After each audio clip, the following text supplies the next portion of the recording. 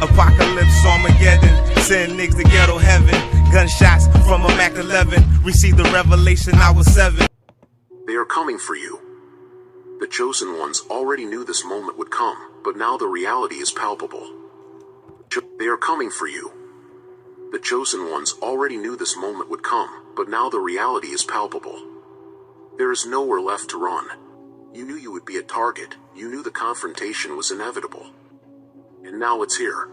They won't come openly. They won't attack directly, but from all sides, subtly, through circumstances, people, and pressures that seem casual.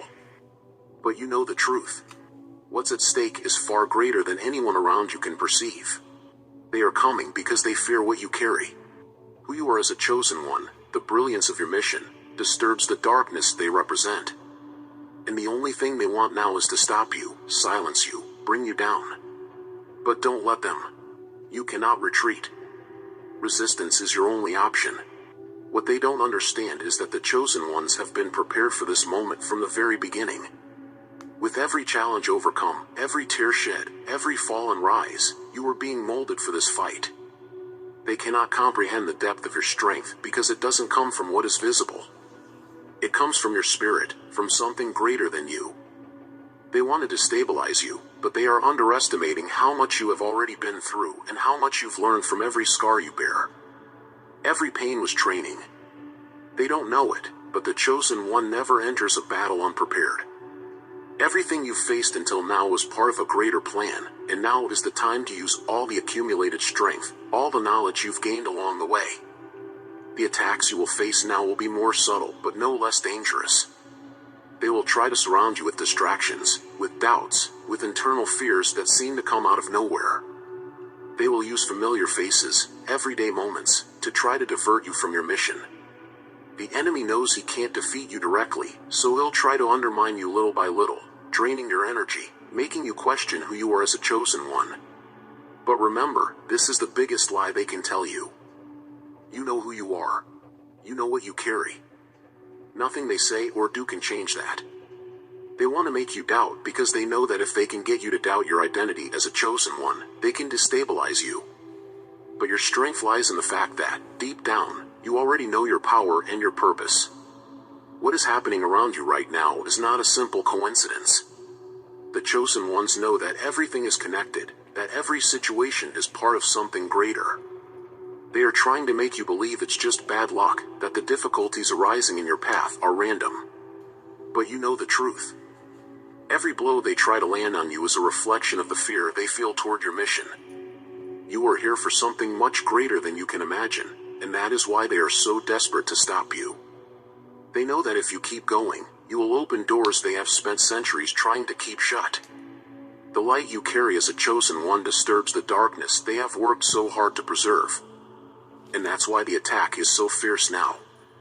The chosen ones always face isolation at some point. You feel it, don't you? That feeling of being alone, even when surrounded by people. This is part of the enemy's strategy. They want to make you believe that you're abandoned, that there's no one by your side. But that's another lie. You have never been alone. The isolation you felt was part of the process, a time to strengthen your soul, to prepare you for the battles that were to come. The chosen one who walks alone is not weak. He is someone who has been set apart, refined in the fire of solitude, to emerge stronger, more resilient. They think they weakened you by distancing you from others, but little do they know that, in fact, that time made you unshakable. Your strength, chosen one, does not come from this world. It comes from what is invisible, from what transcends the physical. They may try to attack you with weapons that belong to this realm, but what they don't understand is that true power lies in the spiritual. Your connection to the divine is what keeps you steady, and that's the connection they want to sever. They know that if they can disconnect you from your purpose, if they can make you doubt your mission, they will win. But you must not allow it. Your strength lies in your spiritual roots, and those roots are too deep to be uprooted. Do not let the attacks of the material world make you lose sight of the depth of who you are. What you carry inside is eternal, and that terrifies them. They will try to wear you down, chosen one. That's their plan. They know they can't defeat you in a direct confrontation, so they will use emotional and mental exhaustion to try to weaken your resistance. They will surround you with problems, with conflicts that seem small, but together, they drain your energy. They know that if they can tire you out, you will be more vulnerable. But listen closely, the exhaustion. So many law firm. It's a sign that you are fighting. Exhaustion you feel is not a sign of being more vulnerable. But listen closely, the exhaustion you feel is not a sign of defeat. It's a sign that you are fighting. The chosen ones feel the weight of the battle, but they know that exhaustion is temporary. Victory, however, is eternal. Don't let the weight of the fight make you think you're losing. On the contrary, the weight is proof that you're advancing, that you're moving forward, and that's what scares them. The loneliness they try to use against you is actually your greatest strength. In the silence of your journey, you found something they will never understand, the ability to hear your own inner voice. While the world is distracted by noise and chaos, you, chosen one, have learned to walk in silence, to understand the value of being alone. They think that by isolating you, they weaken you, but in fact, they have strengthened you. You found power in solitude. Now, more than ever, you are ready to resist, to fight, to win. Because you know that true strength does not come from the company of others, but from the unwavering certainty you have built within yourself. They underestimated your intuition, chosen one.